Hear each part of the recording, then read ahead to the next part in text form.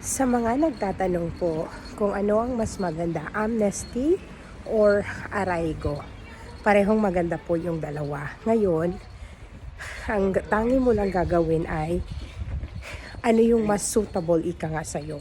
Ang arraigo kasi, need mo ng kontrato de trabaho at amo na pipirma sa'yo. So, siguraduhin mo na pasok lahat ng kumbaga yung requirements para ma-approve ka. Kasi normally, nakasalalay yan sa amo mo.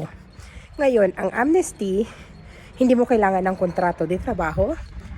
All you have to prove is that you were here for 5 months.